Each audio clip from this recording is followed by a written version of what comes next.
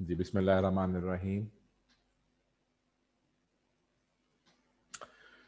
अच्छा जनाब, हमने लास्ट लेक्चर में जो हम अपनी बात को लेके चले हैं, हमने बात स्टार्ट की थी कि हमने ऑफ़र पढ़ी, एक्सेप्टेंस पढ़ी, और ऑफ़र और एक्सेप्टेंस को पढ़ने के बाद हम लोग आ गए अपने प्रॉमिस तक।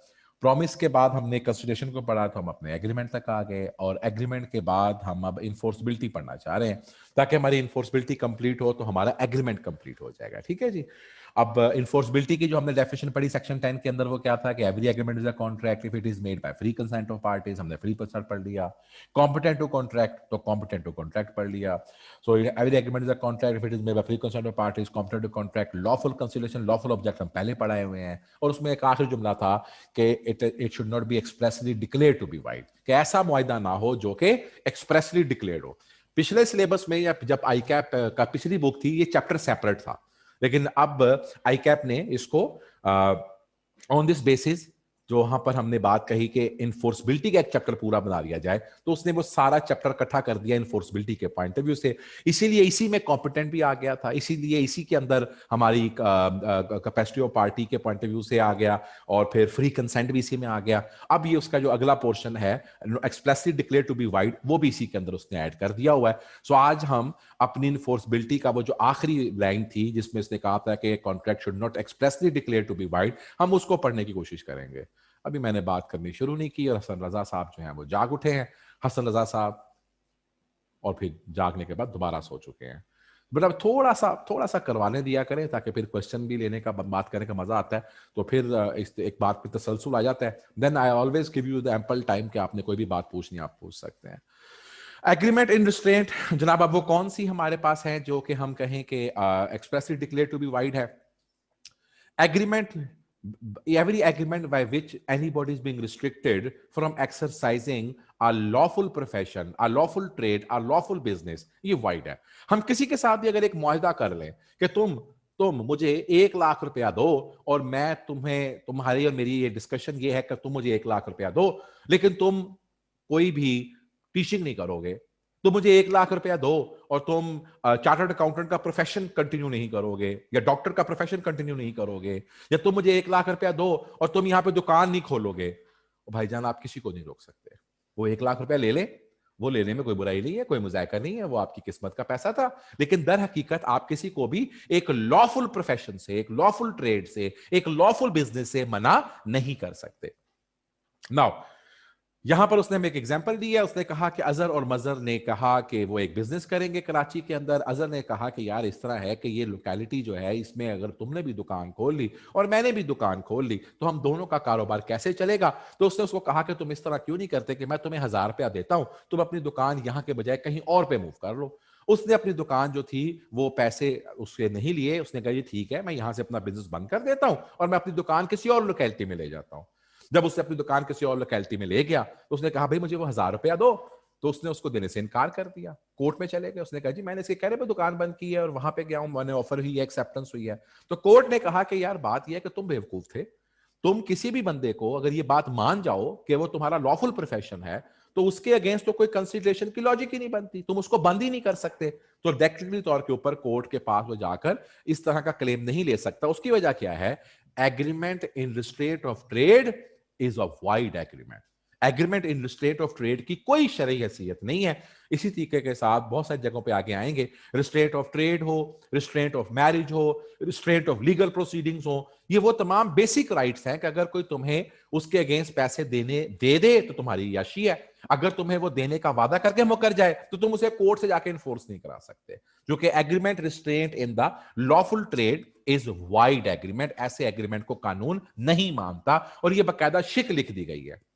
अच्छा बेटा, जो मैं आपको ये आर्टिकल पढ़ाने जा रहा हूं, इस आर्टिकल के अंदर ये पेपर में आने का चांस बहुत कम है कि कौन कौन सी चीजें एक्सप्रेसली वाइड हैं। इनमें हर चीज के अंदर एक एक्सेप्शन दी हुई है। यानी कि हम अगर लीगली बात करके चले तो agreement in restraint of trade नहीं हो सकता, लेकिन इसकी कुछ एक्सेप्शंस हैं। बाकी जगहों पर भी आगे भी हम जाके पढ़ेंगे तो उनकी क्या आएंगी? एक्सेप्शंस आएंगी।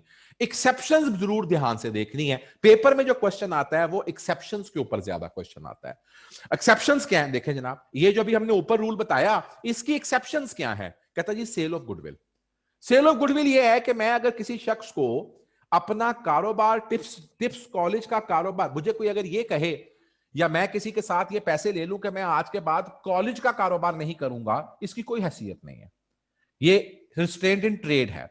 लेकिन अगर मैं किसी को अपना कॉलेज और अपने कॉलेज का नाम बेच देता हूं और फिर इसी कॉलेज के सामने वाले प्लाट पे कॉलेज खोल लेता हूं और कहता हूं असली टिप्स, तो जाहिर सी बात है मैंने टिप्स के पैसे भी ले लिए, अपने एसेट्स के पैसे भी ले लिए और बिल्कुल सामने कॉलेज खोल लिया और नाम लिख लिया असली टिप्स। तो इसका मतलब क्या होगा, बच्चे तो फिर मेरे पास ही आ जाएंगे दोबारा से। तो आप अगर किसी को अपना नाम बेच देते हैं, आप अगर अपनी कंपनी की गुडविल बेच देते हैं, तो यहां पर ये एक्सेप्शन है।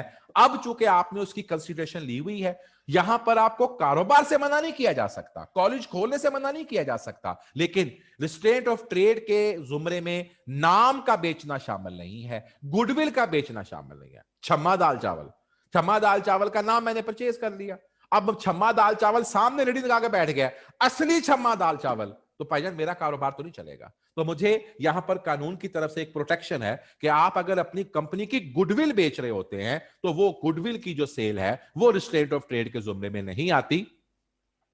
Adeel sells the bakery to the brother, और उसने वो जो बेकरी थी वो 1 लाख की गुडविल पे बेची और उसने ये कहा कि मैं अब कोई भी बेकरी पाकिस्तान में नहीं बनाऊंगा, ये एग्रीमेंट अनरीजनेबल है और वाइड है। इसलिए क्योंकि बेकरी का कारोबार, नाम नहीं बेचा उसने, बेकरी बेची है। भाई कैसे मैं बेकरी का कारोबार नहीं कर सकता, लॉफुल बिजनेस है। अगर वो मुआयदा कर भी ले, वो ₹1,00,000 ले भी जाए, तो ये उसकी किस्मत है, यशी करो और बेकरी खोल लो, जो कि लॉफुल काम को बंद नहीं कर सकते। सलमान ने अपना बिजनेस जो था एक ज्वेलरी का, वो मुल्तान में था, दाऊद को बेच दिया और उसे कहा कि तुम 2 साल तक इस किस्म की ज्वेलरी के अंदर डील नहीं करोगे, the promise is held valid and enforceable. यहां पर चूंकि एक टाइम की रिस्ट्रिक्शन है, यहां पर चूंकि एक मौके एक हम किसी के साथ किसी टाइम की मुद्दत के साथ कोई बात करके चलते हैं, वो एक डिफरेंट सिनेरियो है। लेकिन हम ये कहें कि तुम ताहयात ये काम नहीं कर सकते, ये काम गलत है। ठीक होगी। तो इन दोनों में अगर आप देखें तो वो उसने कहा कि तुम अब इमिटेशन ज्वेलरी के अंदर तुम काम नहीं कर सकते, और इसके एवज उसने उसके साथ एक मुद्दत का तायुन किया। वो मुद्दत के तायुन की वजह से हमारे पास उसने कहा कि ये प्रॉमिस जो है ये इनफोर्सेबल है। हमारे पास इसी तरीके के साथ पार्टनरशिप के एग्रीमेंट के अंदर भी कुछ एक्सेप्शन क्लॉजेज आती हैं। मतलब दर हकीकत हमने ये कहा कि आप नहीं कर सकते किसी को भी बंद, किसी भी कारोबार को बंद जो कि लॉफुल है, जो लीगल है, और अगर आपने उसके पैसे ले भी लिए हैं तो फिर भी उसको बंद करने का मुआयदा वैलिड नहीं होता। लेकिन एक तो बात हमने ये गुडविल की बात कर ली, अपने नाम की बात कर ली। पार्टनरशिप एक्ट, ये पार्टनरशिप एक्ट 1932, पार्टनरशिप एक्ट 1932 के अंदर कुछ स्पेसिफिक क्लॉजेज हैं जिसमें के पार्टनर को मना किया गया है कि वो ये काम नहीं कर सकता, और बिलाशुबा वो पार्टनर है, बिलाशुबा वो हर कारोबार कर सकता है। रिस्ट्रेंट ऑफ ट्रेड के पॉइंट ऑफ व्यू से उसको भी इस बात की इजाजत है कि उसके ऊपर कोई रिस्ट्रेंट ऑफ ट्रेड नहीं किया जा सकता। लेकिन पार्टनरशिप एक्ट ने कुछ बंदिशें पार्टनर पर स्पेसिफिकली लगाई हैं। अगर तुम इधर आ जाओ ना तो मेरा आई कॉन्टेक्ट खराब हो रहा है, मेरा कैमरा इधर पड़ा है, मुझे वहां पे देखना पड़ता है। तो पार्टनरशिप एक्ट ने, हाँ ओके, तो पार्टनरशिप एक्ट ने कुछ बंदिशें स्पेसिफिकली लगाई हैं, और वो बंदिशें जो स्पेसिफिकली हैं वो क्या है। पहली बंदिश है existing partner, subject to the contract between the partners, partner may not carry on the business competing with the firm। मैं अहमद साहब, जुनैद साहब, हमने कॉलेज बनाया और हम उस कॉलेज में तीनों पार्टनर्स हैं। मैं बाकी पार्टनर की अगर रजामंदी ले लूं फिर नहीं, लेकिन उनकी रजामंदी के बगैर मैं अपना कॉलेज शाम को सेपरेट नहीं खोल सकता। उससे क्या होगा, मेरा जो फर्म का कारोबार है और जो मेरा इंडिविजुअल का कारोबार है वो क्या बन जाएगा, कंपीटिंग बन जाएगा। हाँ, अगर मेरे पार्टनर मुझे ज्यादा दे रहे हैं तो मैं कर सकता हूं, लेकिन अगर वो ना माने तो कोई भी पार्टनर अपना एग्जिस्टिंग बिजनेस जो होता है उसको वो इंडिविजुअल लेवल के ऊपर नहीं कर सकता। आउटगोइंग पार्टनर के ऊपर क्या शर्त है, आउटगोइंग पार्टनर वो होता है जो पार्टनरशिप छोड़ के जा रहा है। An outgoing partner may agree with the partners that he will not carry on any business for a specific period and for again note, बात वही है, specific period specific location, unlimited नहीं। ये जो ऊपर वाली भी एग्जांपल है ये स्पेसिफिक पीरियड स्पेसिफिक लोकेशन के लिए है। तो एक पार्टनर जो कि कारोबार छोड़ के जा रहा है, हम उसे कह सकते हैं कि अच्छा यार तुम मेरा कारोबार छोड़ के जा रहे हो, तुम 2 साल तक फैसलाबाद के अंदर कॉलेज नहीं बनाओगे, तो हम एक मुद्दत का तयन और एक लोकेशन का तयन करके उस आउटगोइंग पार्टनर, जब पार्टनर आपकी पार्टनरशिप छोड़ के जाता है, शायद अभी आप अपने FR1 में जाके पढ़े, तो उसको गुडविल दी जाती है, कारोबार के अंदर नफा दिया जाता है, जो हमने नफा कमाया होता है, कारोबार की जो नेक नामी है, जो ब्रांडिंग है, उसके पैसे दिए जाते हैं। तो फिर हम चाहते ये है कि अगर वो कारोबार छोड़ के जा रहा है तो हम उसको एक खास मुद्दत और एक खास लोकेलिटी पर अगर बाइंड करना चाहें तो पार्टनरशिप एक्ट उसकी प्रोटेक्शन करके चलता है। ठीक होगी बात। तीसरी बात, डिसोल्यूशन ऑफ फर्म। अगर हम फर्म को डिसॉल्व कर दें, अगर हम फर्म को खत्म कर दें, तो फिर क्या होगा? पार्टनर्स अपॉन और in anticipation of dissolution of firm, वो आपस में एक मुआयदा कर सकते हैं कि कोई भी शख्स सिमिलर बिजनेस, कोई भी शख्स सिमिलर बिजनेस, ये बात जरूर याद रखिएगा, ये बड़ी अहम है, लोकल लिमिट्स में रहते हुए और किसी स्पेसिफिक पीरियड का तयन करते हुए, उनमें से कोई बंदा भी वो काम नहीं करेगा। हम 3 बंदों ने कॉलेज का कारोबार शुरू किया, कॉलेज का काम शुरू किया, हमने कहा हमें बड़ा नुकसान हो गया, हमने अपनी पार्टनरशिप अब कैंसिल कर देनी है, डिसॉल्व कर देनी है, और हम फिर आपस में कहते हैं कि जब हम तीनों ने बैठ के ये फैसला कर लिया कॉलेज नहीं चल सकता, तो इसका मतलब किसी के दिल में कोई कुदूरत तो नहीं, किसी के दिल में कोई नेगेटिविटी तो नहीं। तो हम कहते हैं अच्छा, अब साइन करें कि 3 साल तक फैसलाबाद यहां पर हमें से कोई बंदा कॉलेज बनाएगा भी नहीं। अगर बीच में कोई बंदा इसे डिसएग्री करता है, इसका मतलब पता क्या है? उसके दिल में कोई नेगेटिविटी है। एक्चुअली वो चाहता ही है कि कारोबार बंद कर दिया जाए ताकि इसके सारे नफे मैं समेट लूं। तो इस बात को प्रोटेक्ट करने के लिए लॉ कहता है कि डिसोल्यूशन ऑफ फर्म के ऊपर जरूरी नहीं है, लेकिन अगर पार्टनर्स आपस में मुआयदा करना चाहें तो वो सारे पार्टनर्स को बंदिश दे सकते हैं या किसी खास बंदे को बंदिश दे सकते हैं, लेकिन subject to the consent of the partners. और अगर पार्टनर्स ने यह मुआयदा नहीं किया होगा, फिर जो मर्जी कर लें। लेकिन अगर आपस में सारे पार्टनर्स ये मुआयदा करना चाहें तो उस मुआयदे के तहत वो किसी खास शख्स को या तमाम पार्टनर्स एक खास मुद्दत और एक खास लोकेलिटी को आइडेंटिफाई करके कह सकते हैं कि हमें से कोई बंदा भी अब ये काम नहीं करेगा, ताकि कल किसी के ऊपर कोई उंगली ना उठाए या कल आपस में उनके दरमियान में कोई मिसट्रस्ट क्रिएट ना हो। ऐसे ही अगर पार्टनरशिप अपना नाम बेच देती है, अगर पार्टनरशिप अपना नाम गुडविल के तौर के ऊपर बेच देती है, तो जिस तरह हमने नॉर्मल बात की थी उस तरह पार्टनरशिप में भी फिर आप वो नाम नहीं रख सकते। अगर आप नोट करके चले तो इसमें कुछ क्लॉजेज ऐसी हैं जो दोनों में, यानी कि जेनेरिक अदर देन पार्टनरशिप, मतलब रिस्ट्रेंट इन ट्रेड का पहले रूल क्या हुआ कि हम किसी को भी lawful trade, lawful profession, lawful काम करने से नहीं रोक सकते।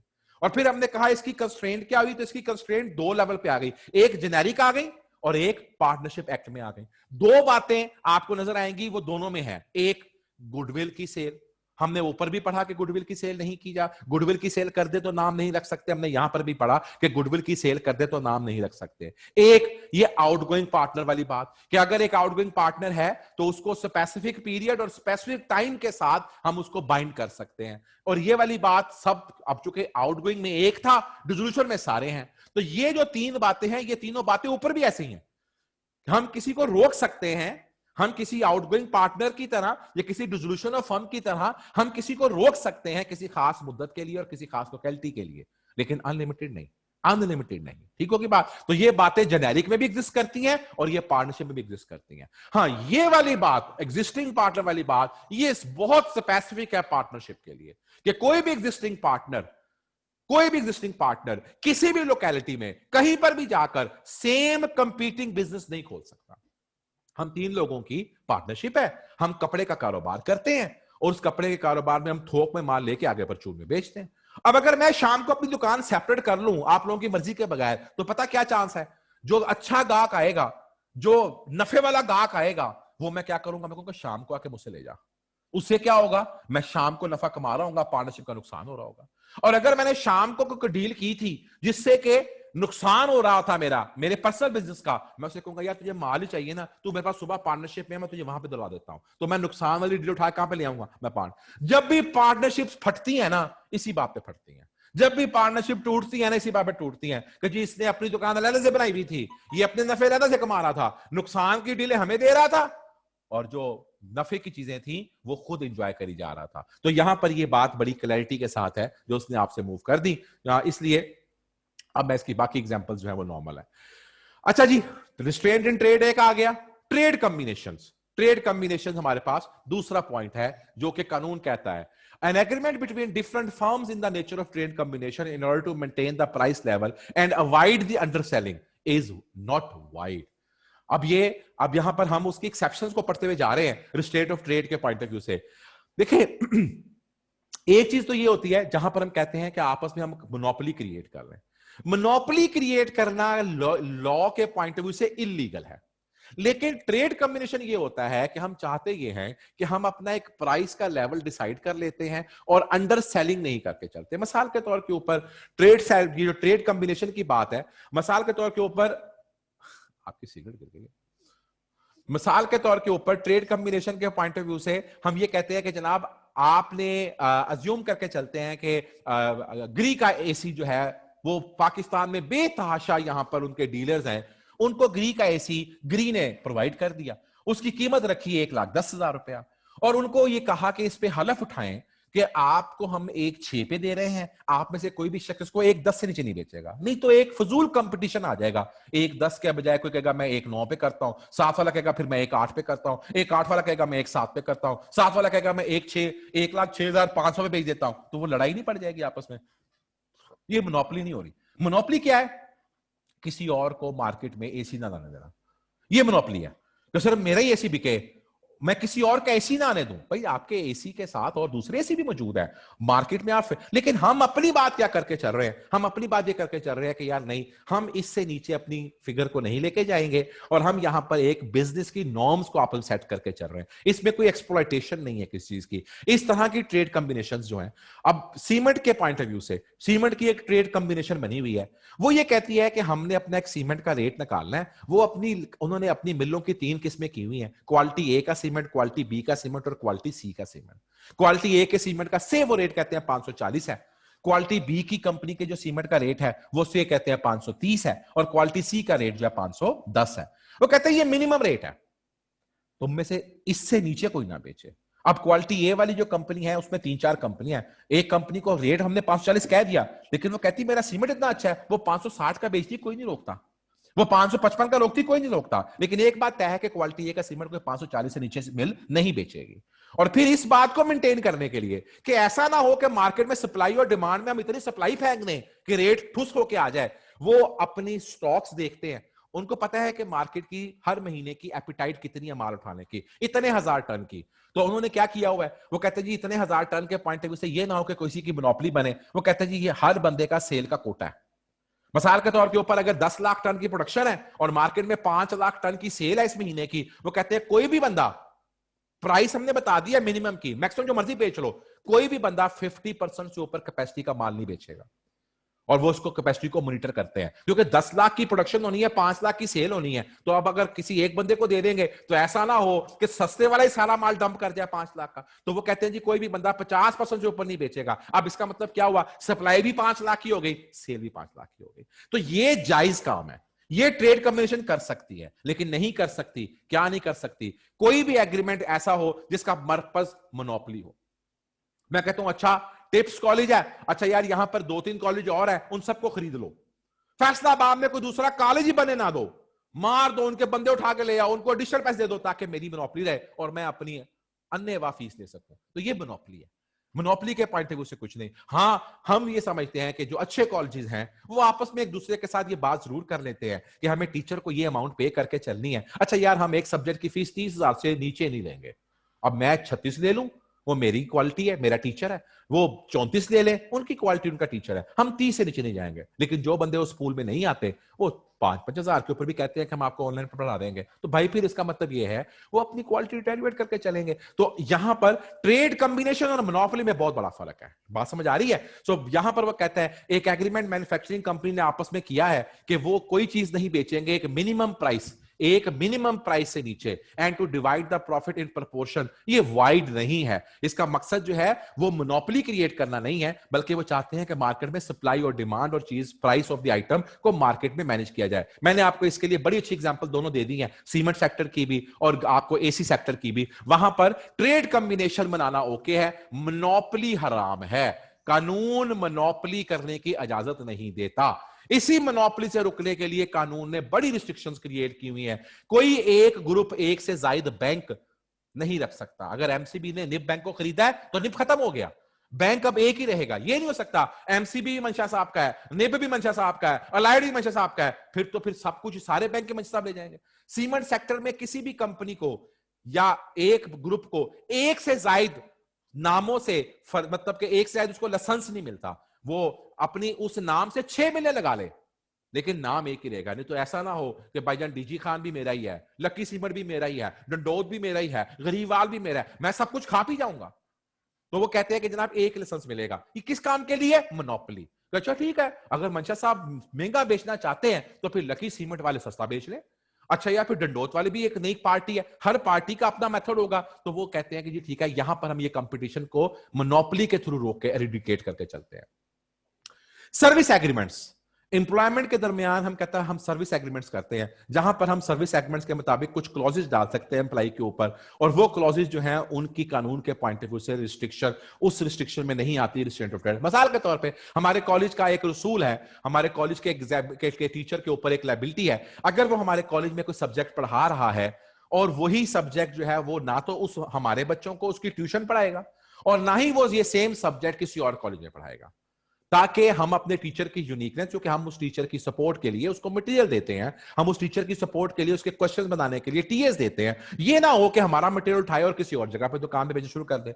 तो हमारा टीचर ना तो ट्यूशन पढ़ा सकता है और ना ही हमारा टीचर किसी और कॉलेज में वो सेम सब्जेक्ट पढ़ा सकता है। हाँ, वो यहां से अगर मर्केंटाइल लॉ पढ़ा रहा है तो किसी और कॉलेज में जाके अकाउंटिंग पढ़ा ले, हम नहीं उसको रोकते, लेकिन वो यहां पे अगर मर्केंटाइल लॉ पढ़ा रहा है तो कहीं और मर्केंटाइल लॉ नहीं पढ़ा सकता। जो मैंने उस पर यह बंदिश रखी है, ये कब तक है? एम्प्लॉयमेंट के दरमियान की है। इसको हम रिस्ट्रेंट इन ट्रेड में नहीं कहेंगे, ये चीजें क्वालिटी मेजर करने के लिए हैं, ये चीजें क्वालिटी को इंप्रूव करने के लिए हैं, ठीक है। सो इसका मतलब ये हुआ कि कहता है during the employment agreement of service often contain the clause by which an employee is prohibited working somewhere else. This clause in service agreement where the employer restrict the employee from engaging in any competing business or accepting any other employment, ये restraint of trade नहीं होती, ये restraint of trade में नहीं होता। हमारे पास इस बात का मतलब के कानूनी तौर के ऊपर हक है। An employee who possesses certain trade secrets Further, legitimate interest या goodwill या trade secrets of employees involved an employer to restrict the employee even after the end of employment। अगली बात, अगर मेरे एम्प्लॉय के पास कोई ऐसा ट्रेड सीक्रेट है तो मैं उसको, इस ट्रेड सीक्रेट को कहीं वो मिसयूज ना करे, मैं उसको रिस्ट्रिक्ट भी कर सकता हूं। जितने आपके ये एटॉमिक एनर्जी के अंदर लोग काम करते हैं, ये बकायदा एक एफिडेविट सेल करके जाते हैं कि अपनी इंप्लॉयमेंट के दौरान और अपनी इंप्लॉयमेंट के बाद लाइफ टाइम ये किसी के साथ भी न्यूक्लियर पावर या इस तरह की चीज के साथ कोई एंगेज नहीं करेंगे, किसी के साथ कोई इस तरह का आर्टिकल नहीं लिखेंगे, किसी के साथ कोई इस तरह का डाटा शेयर नहीं करके चलेंगे during employment and after employment. जितनी आपकी केमिकल फैक्ट्रीज हैं, उन केमिकल फैक्ट्रीज में जितने जीएम होते हैं, उन सब जीएम्स को पूरी की पूरी रेसिपी पता होती है। अब वो ये तो नहीं है कि वो बाहर निकले और बाहर निकल के वो रेसिपी भेजी शुरू कर दें। तो भाईजान ड्यूरिंग एम्प्लॉयमेंट या आफ्टर एम्प्लॉयमेंट अगर कोई ऐसी किस्म की नेचर है जहां पर हम समझते हैं कि एम्प्लॉई वो सीक्रेट नॉलेज पोजेस कर गया है, हम यहां पर टीचर को नहीं रोक सकते कि तुमने यहां पे पढ़ाया तो तुम अब 5 साल तक सीए को नहीं पढ़ा सकते, इसलिए कि नॉलेज मैंने नहीं दिया। कटाना साहब का नॉलेज अपना है, अहमद साहब का नॉलेज अपना है, वो सिर्फ इस प्लेटफॉर्म को इस्तेमाल करके चल रहे हैं, मुझसे नॉलेज लेके नहीं जा रहे, वो नॉलेज के खुद मंबा है। लेकिन अज्यूम करके चले कि अगर मेरे पास यहां पर मैंने एक केमिकल की फैक्ट्री लगाई होती, मेरा फार्मूला होता और मैं वहां पर उस केमिकल के फार्मूले से कोई चीज बनाता, अली साहब को मैं हायर करता कि अली साहब एज ए लेबर या एज एन इंचार्ज आप इसको लेके चलें, इनके हवाले में वो फार्मूला करता। अब अली साहब फार्मूला तो नहीं लेकर आए, अब तो फार्मूला मैंने दिया है, वो मेरे बिजनेस का सीक्रेट था, वो मेरे बिजनेस का फार्मूला था। अली साहब महीने के बाद कहते जी मैं अपने सामने एक फैक्ट्री और खोलनी है, मैं भी सेम केमिकल बना के बेचना है, आई कैन रिस्ट्रिक्ट हिम। मेरी बात समझ आ रही है? टीचर के पास तो नॉलेज अपनी थी, मैं उसको रिस्ट्रिक्ट कर सकता हूं यहां तक ड्यूरिंग एम्प्लॉयमेंट कि तुम कहीं और नहीं पढ़ाओगे, तुम ये सेम सब्जेक्ट नहीं पढ़ाओगे, तो बच्चों को ट्यूशन नहीं पढ़ाओगे। लेकिन आफ्टर एम्प्लॉयमेंट ये कहूं कि अच्छा जनाब, अब चूंकि आशर साहब आपको बहुत समझ आ गई है, अब आपने छोड़ना है कॉलेज सपोज 1 मिनट के लिए, तो अपनी जितनी नॉलेज है वो यहां पे थूक के जाए, हाउ इट इज पॉसिबल? तो भाई यहां पर ये बात क्लियर करनी जरूरी है कि अगर कोई ऐसी चीज है जो कि आफ्टर एम्प्लॉयमेंट वो सीक्रेट या बिजनेस सीक्रेट वाली टाइप ऑफ बिजनेस है, तो हम फिर आफ्टर एम्प्लॉयमेंट भी उस पर रिस्ट्रिक्शन लगा सकते हैं। उसने कहा एक बंदे के पास इस जी जी साहब क्लास में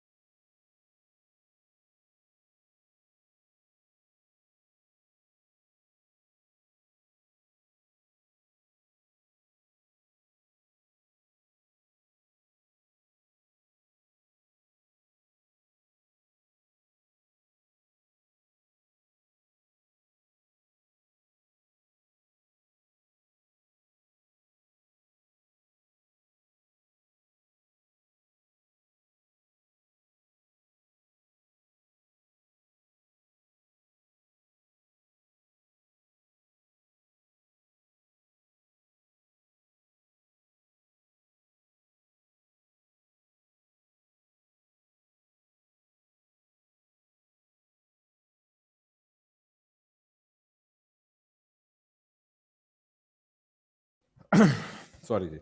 अच्छा जी, एक एम्प्लॉय है जो कि सर्टन ट्रेड सीक्रेट्स रखता है और हमने उसके साथ एग्रीमेंट ये किया है कि तुम्हें हम जब जॉब से निकाल भी देंगे, तुम जॉब छोड़ भी दोगे, तो तुम हमारे जैसे कारोबार के अंदर 5 साल तक काम नहीं करोगे। तो जनाब ये बिल्कुल एक ऐसा एग्रीमेंट है जो कि कानूनी तौर के ऊपर इसकी एलिजिबिलिटी है।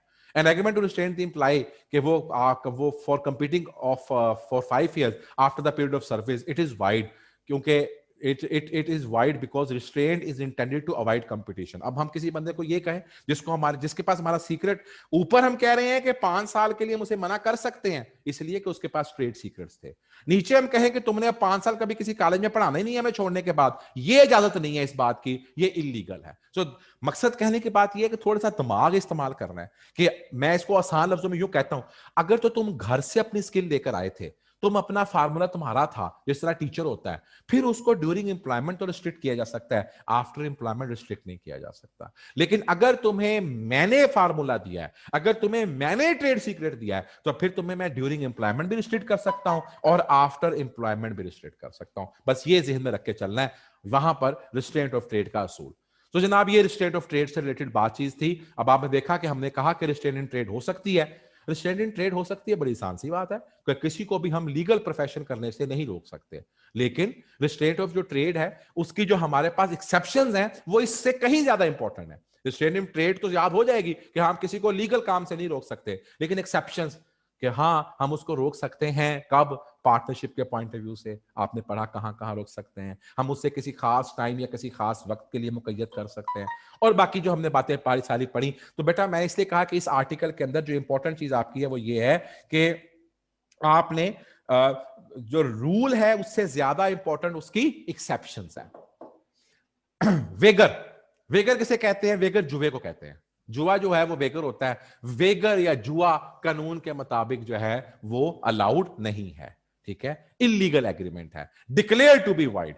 ऐसा एग्रीमेंट जो दो लोगों के दरमियान है, अंडर विच मनी और money worth is payable by the person to another on the happening and non happening of future uncertain event. मैंने ये फेंका, टॉस किया, हेड आ गया तो 1 लाख तू मैंने देगा, टेल मैं तुम्हें दूंगा। ये क्या है? ये जुआ है। अगर इवेंट की हैपनिंग होगी तो तुम्हें नाम मिलेगा, इवेंट की हैपनिंग नहीं होगी तो मुझे मिलेगा, या वाइस वर्सा। तो ये जुआ है, और वेगर किसी भी फॉर्म में हो वो वेगर हमेशा वाइड रहेगा। अगर आज बारिश हो गई तो मैंने ₹1,00,000 देगा, बारिश ना हुई मैं तुम्हें ₹1,00,000 दूंगा।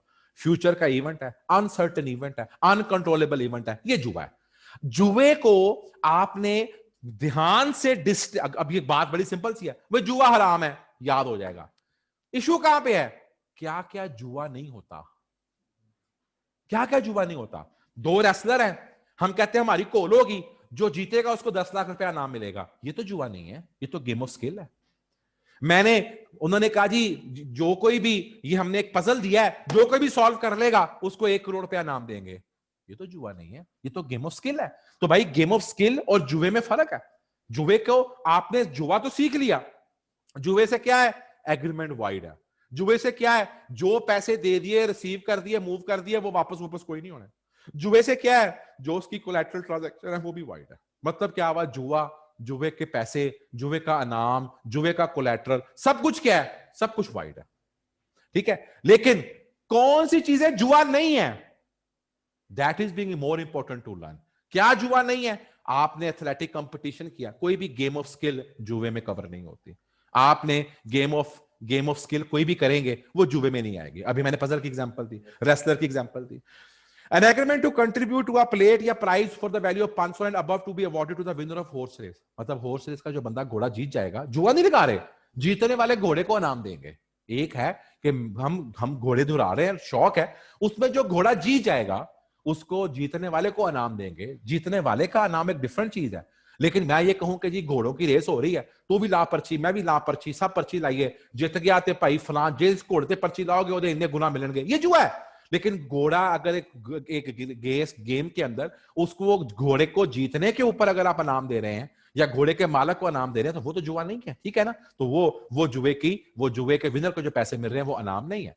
If there is intention of actually receiving and delivering the goods at future date, it is not wager. It's only price difference or fluctuation to be paid or received. This is wager agreement.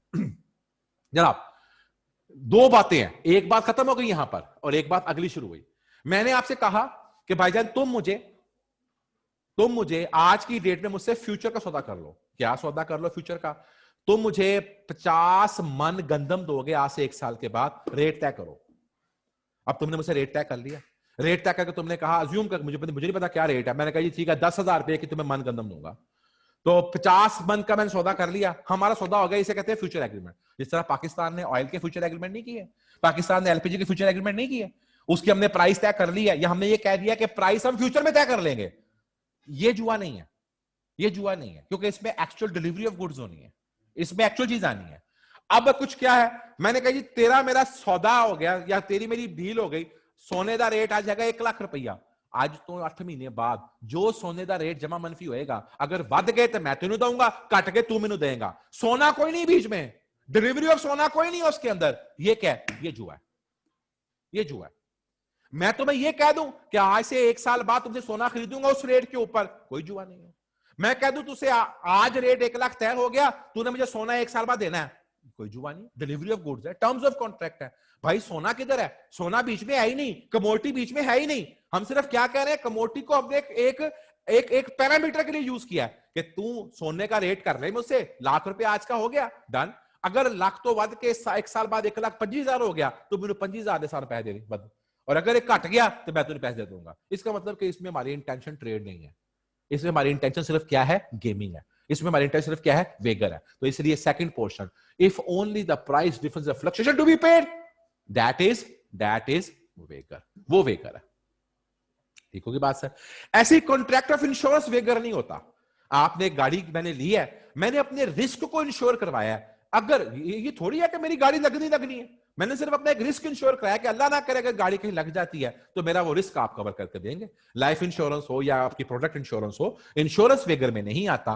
तो फिर ये बात याद रखने वाली हुई कि वेगर क्या था? वेगर जुआ था। जुआ क्या था? हराम था। जुआ जो था इजाजत नहीं थी। लेकिन वेगर इंपॉर्टेंट नहीं है इतना, वेगर की एक्सेप्शंस इंपॉर्टेंट है कि क्या वेगर है और क्या वेगर नहीं है। वो आपको पेपर में क्वेश्चन दे सकता है, वो कह सकता है अच्छा यार निशान ने एक क्विज के अंदर पार्टिसिपेट किया और उसने उस क्विज के अंदर उसको फिल किया, अब उसको 2 लाख रुपए का नाम मिलना है, तो बताइए जो 2 लाख का नाम है ये जुआ है? ये जुआ नहीं है। मैंने हमीद के साथ एग्रीमेंट किया कि तुम्हारे साथ मैंने 50,000 टन के हिसाब से गंदम का तुम्हारे साथ मैं सौदा करता हूं, लेकिन मैं तुझे डिलीवरी नहीं लूंगा। जो रेट की जमा मनफी होगी या तुम मुझे दोगे या मैं तुम्हें दूंगा। ये क्या है? ये जुआ है। तो आपको इसकी एक्सेप्शन से सवाल आना है, आपको इसके नॉर्मल पॉइंट ऑफ व्यू से इतना ज्यादा प्रॉब्लम नहीं आता। ठीक है, 1 मिनट दोबारा बंद कीजिएगा, मैं जरा कॉल करने में जरूरी अर्जेंट है।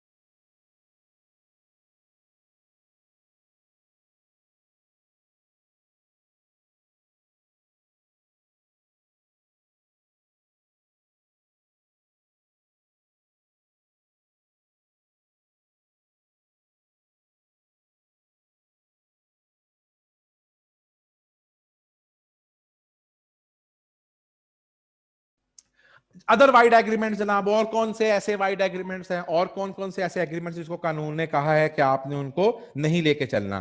तो कानून ने हमारे पास अदर जो इलीगल एग्रीमेंट है, रिस्ट्रेंट ऑफ लीगल प्रोसीडिंग्स। आप किसी से मुआहदा कर ले, हम किसी से मुआहदा कर ले कि भाई तेरा मेरा मुआहदा है, हम आपस में डील कर रहे हैं, अगर हमारा फटा पड़ गया, तुम्हें केस नहीं करना, वॉइड है। ये तुम्हारा तुम्हारा कानूनी हक है कि तुम किसी के ऊपर अगर तुम्हारे साथ ज्यादती हो, एटलीस्ट एक प्लेटफॉर्म पे, एक प्लेटफॉर्म पे तुम जाकर अपील कर सकते हो, एक प्लेटफॉर्म पे जाकर तुम अपना केस कर सकते हो। मतलब ये तो हम कर सकते हैं कि तुम्हारी मेरी लड़ाई हो गई तो तुम तो तुम्हारे पास 3-4 जगह हैं। तुम चाहो तो मेरे खिलाफ हाई कोर्ट में केस कर दो, सिविल कोर्ट में कर दो, ट्रिब्यूनल में कर दो, कोई वफाकी महोत्सव में कर दो। हम ये कह सकते हैं कि हमने आपस में ये तय कर लिया कि हम वफाकी महोत्सव नहीं जाएंगे, ये हम कह सकते हैं, ये जायज है। इसका मतलब हम हाईकोर्ट जा सकते हैं, हम किसी एक जगह केस कर सकते हैं। लेकिन हम ये कहेंगे हम कहीं भी केस नहीं करेंगे, ये गलत है। एग्रीव्ड बंदे के पास इस बात का राइट है कि उसकी सुनवाई हो। इसीलिए कहता है every agreement by which party is restricted from enforcing the legal right which is legal proceeding or which limits the time within which he may enforce। हम उसको कहें तुम 2 साल तक केस नहीं कर सकते, हम उसे कहें तुम 5 साल तक नहीं केस कर सकते, या तुम कभी भी नहीं केस कर सकते, सब कुछ ऑल इज वाइट। नहीं भाई, आप उसको केस से नहीं रोक सकते, ये उसका लीगल राइट है, उसकी सुनवाई होनी चाहिए। इसकी एक्सेप्शन क्या है? इसकी एक्सेप्शन क्या है? फिर वही बात है, आसान बात, मैं बार बार कह रहा हूं, आसान बात, restraint in trade, restraint in marriage, restraint in legal proceeding, बड़ी आसान सी बातें हैं। लेकिन इनकी जो चीज समझने वाली है वो इनकी एक्सेप्शंस है। तो फिर इसकी एक्सेप्शन क्या है? एग्रीमेंट बिटवीन टू या टू पर्सन हु एग्री कि डिस्प्यूट होगा, लेकिन हम डिस्प्यूट को कोर्ट में नहीं लेके जाएंगे, किसके पास लेके जाएंगे? आर्बिट्रेटर के पास। और आर्बिट्रेटर भी तो लॉ अपॉइंट करता है ना। हाँ ये ठीक है, मतलब हमने उसको एक दफा किसी तीसरे बंदे को सुनाना जरूर है, अपनी वो जो दिमाग और पेट की आग है वो हमने मुंह से निकालनी जरूर है, उसको उसको हमने वॉमिट जरूर करना है कि भाई हम अगर किसी भी किस्म का फटा होगा तो हम किसी कोर्ट के पास ही जाएंगे, हम आर्बिट्रेटर के पास जाएंगे, ये जायज है, ठीक है, आर्बिट्रेटर बात सुन लेगा। या एग्रीमेंट ये हुआ कि हम कोर्ट के पास केस करेंगे, जिस मर्जी कोर्ट के पास जाए, लेकिन हम एक दूसरे को जलील नहीं करेंगे, जो फैसला कोर्ट का आएगा मंजूर कर लेंगे, उसके खिलाफ अपीलें नहीं करेंगे। एक अपील चुकी लाहौर हाईकोर्ट सेट दी थी, एक अपील इस्लामाबाद हाईकोर्ट सेट दी थी, तोड़ के बंदे ने उसी पागल करता। ठीक है, तुम्हारा मेरा फड्डा है, हमारा फड्डा होगा यार, ठीक है हम एक कोर्ट में जाएंगे, वो कोर्ट मेरे बाप की कोर्ट तो नहीं है, वो कोर्ट में जाके तुम भी मुद्दा बयान करना, मैं भी मुद्दा बयान करना, शायद तेरे हक में फैसला हो, मेरे हक में फैसला हो, हम ये वादा करते हैं कि हम अपील नहीं करेंगे, हम इसको आगे जाकर लटकाएंगे नहीं, तो भाईजान ये वैलिड है। मैंने कहा एक दफा सुनना जरूरी है, एक दफा, कम से कम एक दफा थर्ड पार्टी का। ऐसे ही पार्टीज ने कहा making a contract to select one court, हमारे पास 2 या 2 से ज्यादा कोर्ट्स हैं, मैंने भी आपको एग्जांपल दी, कम से कम हम ये कह सकते हैं कि हम लाहौर हाई कोर्ट नहीं जाएंगे फला। अच्छा फिर कहां जाएंगे? हमने दोनों ने फैसला कर लिया, हम फैसलाबाद की सिविल कोर्ट में जाकर अपना केस फाइल करेंगे, अगर कभी भी कोई फटा आया। जुरिस्डिक्शन किसकी लेके चलनी है हम ये डिसाइड कर सकते हैं, जुरिस्डिक्शन ऑफ कोर्ट हम डिसाइड कर सकते हैं कि हम एक कोर्ट लेके चलेंगे, ठीक है। अदील ने 50 क्लॉक बेचे काशिफ को, उन्होंने कहा कि अगर कोई भी फटा होगा हम कोर्टों में धक्के खाएंगे, हम किसके पास जाएंगे? आर्बिट्रेटर के पास। वैलिड है, ये आप कर सकते हैं। ऐसे ही आतिफ ने माल बेचा सियालकोट से नईम को लाहौर में, डिस्प्यूट हुआ तो अब उसके पास ऑप्शन है, वो लाहौर कोर्ट में भी जा सकता है, वो सियालकोट में भी। उन्होंने दोनों ने कहा था कि अगर कभी फटा होगा तो हम एक दूसरे को जलील नहीं करेंगे, सियालकोट और लाहौर जा लो। हम दोनों ने क्या डिसाइड किया था, कहां जाएंगे? लाहौर की कोर्ट में जाएंगे। वैलिड है भाई, ठीक है, क्योंकि हमने क्या कहा, किसी एक कोर्ट में, किसी एक बंदे के पास, किसी एक आर्बिट्रेटर के पास आपको एक दफा जाने का जरूर मिलना राइट बनना चाहिए। ये कहना कि तू किसी के पास भी नहीं जाएगा, एक गाल गालता, ये इजाजत नहीं हो सकती। रिस्ट्रेंट ऑफ मैरिज, भाईजान अगर तुम्हें पैसे मिलते हैं पकड़ लो, किस बात के कि तू ब्याह नहीं करना, और फिर ब्याह कर लो। रिस्ट्रेंट ऑफ मैरिज इंसान का उसका शरई हक है, उसका एक इंसानी हक है, एक जिंदा रहने के पॉइंट ऑफ व्यू से लॉ समझता है, हर बंदे का ये राइट है। तो भाईजान किसी को भी हम रोक नहीं सकते कि तू ब्याह नहीं करेगा मेरे को लाख रुपए ला, no, it's a void agreement. Bushra promise with Azam for good consideration that she will not marry Salman. वैसे तो सारी बुशरा ये करती है, लेकिन इस बुशरा ने भी ये कहा, तो भाईजान बुशरा को नहीं आप रोक सकते, बुशरा जिससे मर्जी ब्याह करे, ये बुशरा की मर्जी है, हम होते कौन है बुशरा की जिंदगी में दखल करने वाले, ठीक है जी। तो इसलिए किसी को किसी की शादी से रोकना जो है वो लीगली तौर के ऊपर इजाजत नहीं है। अनसर्टेन एग्रीमेंट, जनाब कानून कहता है कि एग्रीमेंट की शिकें सर्टन होनी चाहिए, अनसर्टन नहीं होनी चाहिए। और ये वही आपके पास बात आ गई जब हमने ऑफर में पढ़ा था, ऑफर मस्ट बी सर्टन। तो याद है ये कोकोनट ऑयल और ऑयल वाली एग्जांपल दी हुई थी, सेम एग्जांपल, वही सेम एग्जांपल दोबारा रिपीट हो गई, मैं इसलिए दोबारा उसकी बात नहीं कर रहा। बाकी बातें नॉर्मल है। Agreement contingent to the impossible act, अगर तू मरे नु जिंदा कर देगा तो मैं तुझे लाख रुपए दे दूंगा। अब ये कंटिजेंट एक्ट है, मरे को जिंदा करना, जो वैसे क्या है, इम्पॉसिबल है, हो ही नहीं सकता। तारे जमीन पे ले आऊंगा, इम्पॉसिबल है, ला ही नहीं सकता। तो ऐसी चीज तो हमें शुरू में ऑफर में मना कर दी गई है, यहां पे दोबारा कह दिया गया इम्पॉसिबल इवेंट के आप कॉन्ट्रैक्ट नहीं कर सकते, एग्रीमेंट ही वाइड है। ऐसी चीज जो खुद इम्पॉसिबल हो, या वो चीज किस पे डिपेंड करती हो, किसी इम्पॉसिबल इवेंट पे। ठीक है, या वो चीज खुद इम्पॉसिबल हो, मैं आसमान से तारे तोड़ लाऊंगा, ये क्या है, इम्पॉसिबल एक्ट है। और तुम मुझे 2 लाख दोगे, मैं उस 2 लाख के बस मुर्दा को जिंदा कर दूंगा। अब ये मुर्दा को जिंदा करने वाला काम जो है, ये भी क्या है, ये ऐसा हमारा एग्रीमेंट किस पे डिपेंडेंट है, हमारा कोलैटरल अरेंजमेंट। एक होता है डायरेक्ट एग्रीमेंट, एक होता है कोलैटरल एग्रीमेंट। हमारा डायरेक्ट एग्रीमेंट हो तो वो इम्पॉसिबल एक्ट है, और अगर हमारा कोलैटरल हो तो इसका मतलब depends on the impossible act है। तो इसका मतलब क्या हुआ, ये depend on an impossible event है, और ये इम्पॉसिबल एक्ट, एक ही बात है, कोई फर्क नहीं है इनके अंदर। अगर हम अंडरस्टैंडिंग की बात करके चले, एक ही बात के दो तरीकों से बात की गई है। Agreement to agree in future, MOUs. भाई एमओयूज क्या है, उनकी तो टर्म्स बाइंडिंग है ही नहीं एक दूसरे के लिए। हम फ्यूचर में एग्री होंगे, जब हम जमा होंगे, जाने कहां होंगे, जाने कहां होंगे, जाने वहां होंगे। पानी की जो कहानी है, ये क्या है, फ्यूचर इवेंट है। इस फ्यूचर इवेंट को आप आज की डेट में बैठ के फिक्स नहीं कर सकते। तो जब कभी टर्म सर्टन ना हो, जब कभी agreement to agree in future, मैं तुझसे वादा करता हूं कि जब हम बड़े होंगे फिर डिसाइड करेंगे, मैं तेरी सपोर्ट करूंगा, पता नहीं साला कौन सा काम आएगा, किसकी सपोर्ट करेंगे, कैसे करेंगे, ये सब बातें वाइड हैं, इनकी कोई हैसियत नहीं है, क्योंकि जब तक टर्म्स क्लियर नहीं होंगी एग्रीमेंट एग्जीक्यूट नहीं हो सकता। और याद रखिएगा, अगर आपका एग्रीमेंट वाइड हो तो फिर where the agreement is void, तो फिर उसका कोलैटरल भी क्या हो जाता है, उसका कोलैटरल अरेंजमेंट भी क्या हो जाता है, वाइड हो जाता है। और ये बात हम बारहा कर चुके हैं। हबीब ने कहा अरसलान के साथ कि वो उससे रेफ्रिजरेटर लेगा 80,000 का, अगर इफ हबीब जो है वो साजिद से कैश ले ले, agreement in which he will discover gold by magic, gold by magic, अगर तुमने जादू किया, उससे मैजिक से गोल्ड बन गया, उस गोल्ड के थ्रू वो 80,000 लेगा और 80,000 से वो फ्रिज लेगा, सारा गोल्ड पैदा ही नहीं होना मैजिक से। मैजिक से जब गोल्ड पैदा नहीं होना तो 80,000 भी नहीं होना, 80,000 भी नहीं होना तो फिर फ्रिज भी नहीं होना, तो फिर क्या फ्रिज का एग्रीमेंट वैलिड है? भाई फ्रिज का एग्रीमेंट भी तो किस पे डिपेंड कर रहा है, एक ऐसे इंपॉसिबल एक्ट पे जो पॉसिबल ही नहीं है। तो इसलिए कानून कहता है कि ना सिर्फ वाइड एग्रीमेंट खुद वाइड होता है, बल्कि उससे अटैच कोलैटरल एग्रीमेंट भी क्या होता है, वो भी वाइड ही होता है। अब ये जेनेरिक एग्जांपल पे आ गया, वेगर की एग्जांपल दे रहा है। 2 रेसलर थे आपस में, गोगा और शीदा। उन्होंने कहा कि वो अपना रेसलिंग का मैच करेंगे। If any of them would fail to appear for the match, अगर कोई बंदा मैच से भागा तो वो 5,000 रुपया देगा, जो जीता उसको 20,000 रुपया मिलेगा। गोगा प्रेजेंट ही नहीं हुआ, जब गोगा प्रेजेंट ही नहीं हुआ तो उसके ऊपर 5,000 रुपया जुर्माना पड़ गया। अब बताएं, ये 5,000 रुपया हम गोगे से ले सकते हैं कि नहीं ले सकते? तो भाईजान, गोगे से ले सकते हैं कि नहीं ले सकते? तो हमें पता है कि वेगर का आउटकम वाइड होता है, लेकिन भाईजान यहां पर तो हमने कोई वेगर नहीं किया, यहां पे तो हमने कोई चीज ऐसी नहीं की। तो इस पॉइंट ऑफ व्यू से वो कहता है कि शीदा जो है वो गोगा से ये पैसे रिकवर करने का हक रखता है। यहां पर कोई हमने वेगर का काम नहीं किया, हमें तो स्किल क्लेम करनी थी, और उस स्किल में कहा था कि अगर मैं जीत गया तो मुझे 20,000 मिलेगा, तू जीत गया तुम्हें 20,000 मिलेगा, और अगर साढ़े चौकी नठिया तो वो 5,000 पेनल्टी देगा। तो इसमें जुआ कहां पे आ गया? जुआ तो कोई नहीं इसके अंदर। तो उसने कहानी में बताया कि बिलाशुबा शक्ल से लगता है कि शायद ये वेगर है, हर शर्त वेगर नहीं होती, हर शर्त वेगर नहीं होकर चलती, आपको देख के चलना है।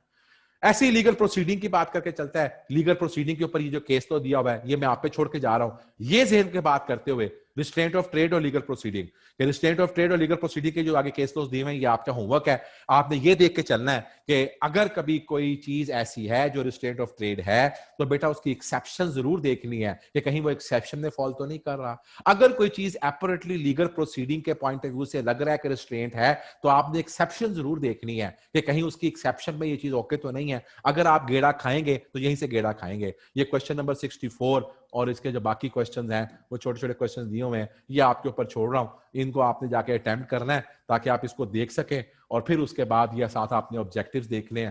और ये ऑब्जेक्टिव्स और ये क्वेश्चन, ये हमारा आज का दिन है ट्यूसडे, तो ये हमारा बंद करना। अस्सलाम वालेकुम सर।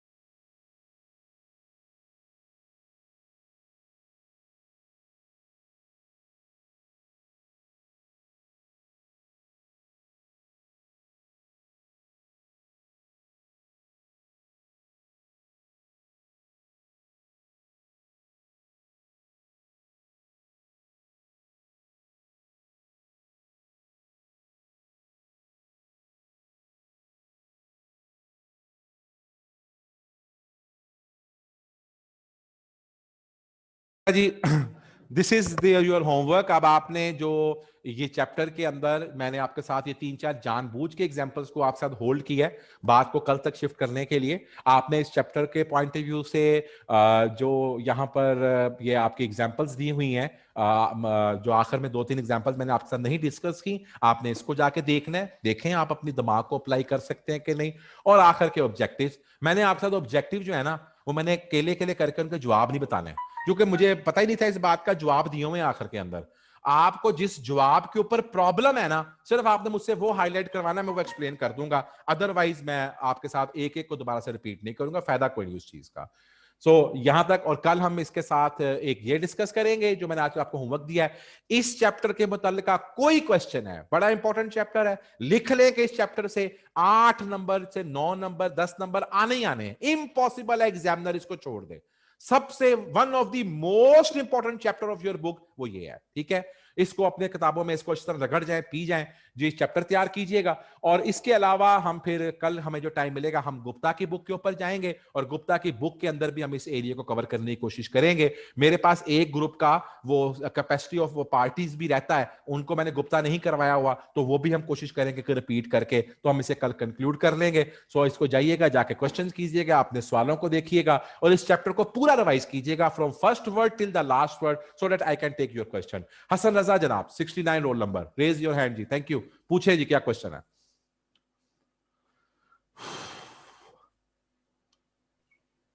सर एक ना सिनेरियो है सर, थोड़ा सा लंबा है, थोड़ा सा बता दें जरा। मैं सुन रहा हूं सर हाँ। एक ना ये कहां से सिनेरियो ले कहां से रहे हो? सर ये मिस्टेक से है सर।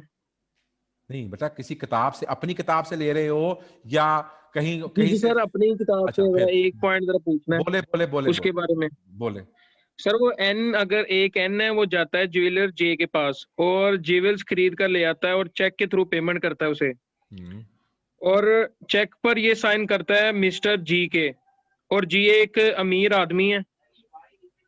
और जब एन जे की शॉप में जाता है और ऐसे खुद को दिखाता है कि ना कि मैं एक अमीर आदमी हूँ और अमीर बंदा हूँ, और जे को लगता है कि सही में ये अमीर आदमी है, और जे ये चेक एक्सेप्ट कर लेता है क्योंकि ये चेक बाउंस होगा नहीं। बाद में पता चलता है कि एन को, कि एन जे को, कि एन जी था नहीं और चेक बाउंस हो चुका है। जे एन के पास जाता है और कहता है कि मेरे ज्वेल्स दे दो या पैसे दे दो, तो एन कहता है कि मेरे पास पैसे नहीं है, और ज्वेल्स एन ने आगे बेच दिए हैं बी को। सर क्वेश्चन मेरा ये कि सर क्या जे बी से ज्वेल्स वापस ले सकता है? अगर तो third party has acquired the right in good faith and without the knowledge of the issue, मेरी बात समझ आ रही है? अगर तो जी तीसरे जी बंदे ने उससे जो जूल्स खरीदे हैं वो इन गुड फेथ लिए हैं, पैसे दे के खरीदे हैं और उसके टाइटल जी डिफेक्टिव की नॉलेज के बगैर खरीदे हैं, तो फिर थर्ड जी जी। पार्टी से जूल्स वापस नहीं लाए जा सकते। सर लेकिन ये एक वैलिड एग्रीमेंट तो है ना वैसे ये? हाँ, एग्रीमेंट वैलिड है, एग्रीमेंट और सर वैलिड है, ये, एग्रीमेंट वैलिड है। पैदा जब हुआ था लेकिन ये वैलिड था। वैलिडेबल हो जाएगा ड्यू टू फ्रॉड की वजह से? लेकिन नहीं देखो, एग्रीमेंट जो था यहाँ पर, तो यहाँ पर बेसिकली हुआ क्या है, एग्रीमेंट जो आप मुझसे वैलिड की बात कर रहे हो, ये खतरनाक बात कर रहे हो, ये वाइडेबल एग्रीमेंट है, हुआ फ्रॉड के थ्रू है। सर लेकिन वो, सर मेरी बात सुन रहा हूँ। वॉइडेबल ड्यू टू फ्रॉड होगा ना हाँ जी, फिर? वाइडेबल ड्यू टू फ्रॉड है, और इसको अगर आपने वैलिड करना है तो उससे पैसे मांग लें वापस, और अगर आपने इसको वाइड करना है तो फिर भी पैसे ही वापस मांगने हैं जिस शख्स के सर पास वो। लेकिन ये सर ये कैंसिल नहीं हो सकता ना लेकिन? यार तुम मुझे अगर सुन लो तो मैं बात तुम्हें पूरी कर दूं, तो मेरी बात को फिर काट लेते हो। अपना पहले एक तो पूरा सवाल के जितने सवाल ओके पूछने सर, हैं वो पूछ लो, ओके। फिर मैं उसके जवाब दे देता हूं। तुमने पूछना क्या चाहते हो? सर वाइडेबल ये पूछ, कॉन्ट्रैक्ट जो है वो कैंसिल भी हो सकता है, वो वैलिड भी हो सकता है।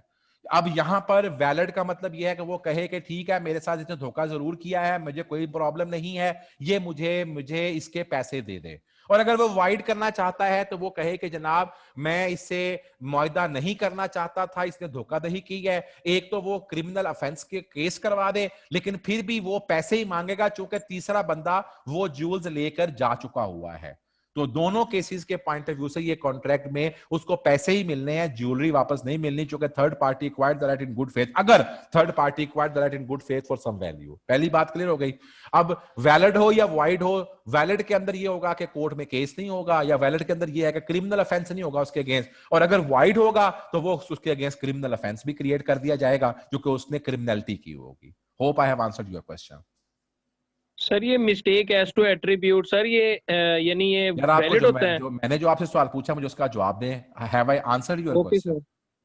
हाँ मुझे बताओ ना कि यस सर। बात समझ आ गई है। ना तुम उसका जवाब देते हो, जी तुम सर। आगे से खोतों की तरह अगला सवाल शुरू कर दिया है। अगली बात वो पिछले सवाल को तो एंड करो कि हाँ सर ये बात समझ आ गई है, अब मैं अगला क्वेश्चन पूछ रहा हूँ।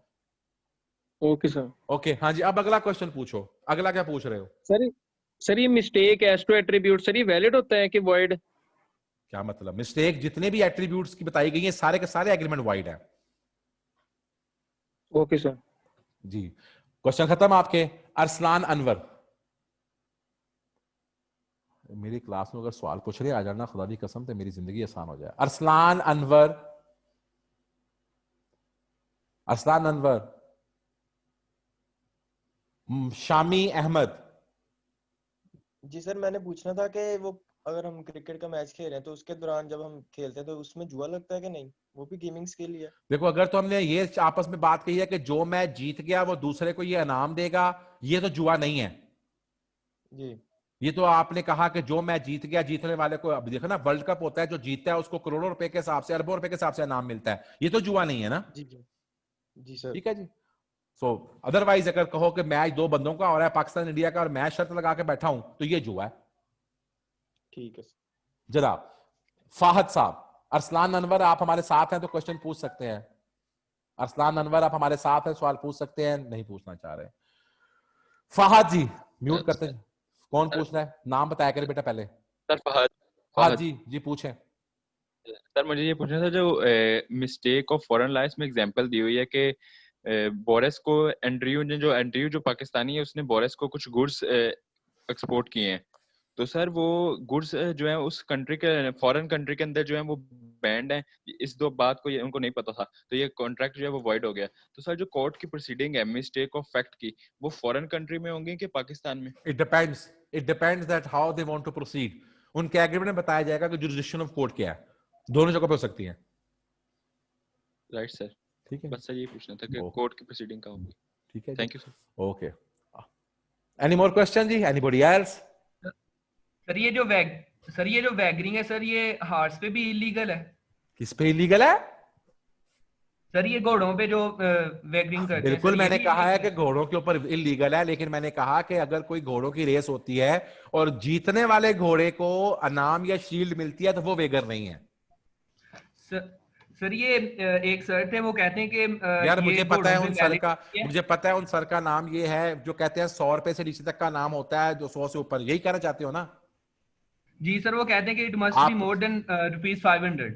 मैंने इसके ऊपर पहले भी ओपिनियन दी हुई है। अब मैं उन सर के नाम के पॉइंट ऑफ व्यू से नहीं आपसे पूछना चाह रहा। मेरी ओपिनियन पहले भी बड़ी क्लियर है, अब भी बड़ी क्लियर है कि यहां पर 500 या प्लस के पॉइंट ऑफ व्यू से कानून में ये बात लिखी हुई है। मुझे कोई ऐसा सेक्शन नहीं मिल सका जहां पर मैं ये कह सकूं कि अगर लेस देन 500 होगा तो वो वेगर हो जाएगा। यहां पर बेसिकली तौर पर मैंने बात ही सारी तब्दील कर दी है। हमारी आईकैप में भी डिस्कशन हुई है। मैंने आपके साथ कहानी यह बता दी है कि अगर हम किसी भी घोड़े के मालिक को जीतने पर शील्ड या नाम देते हैं, मैंने अमाउंट का तायुन नहीं लिखा। अनफॉर्चुनेटली यहां पर 500 रुपया लिखा हुआ है, 500 तक की अमाउंट लिखी हुई है सेक्शन के अंदर, उसको बाद में किसी ने अमेंड नहीं किया। इस तरह की पैथोलॉजी जो है ना वो वकील के थ्रू बात की जा सकती है। हम चूंकि लॉ के स्टूडेंट, लॉ के पॉइंट ऑफ व्यू से हैं, हम वकीलों वाले काम में ना पड़े। हमें सीखना यह है कि अगर तो घोड़े को जीतने पे इनाम मिलेगा तो वो बनाम ओके है, लेकिन घोड़े पे शर्त नहीं लगानी। Is it clear? Okay sir, thank you sir. बेटा थैंक यू सर। वो भी ठीक कहते हैं, मैं उनको गलत नहीं कहता, लेकिन हमारा वो लर्निंग ऑब्जेक्टिव नहीं है। अमारा चंदा जी, अमारा चंदा। सर ये जो हम कार्ड्स खेलते हैं, ये तो बाय नेम इलीगल है, लेकिन ये भी तो गेम, स्किल ऑफ गेम ही होती है।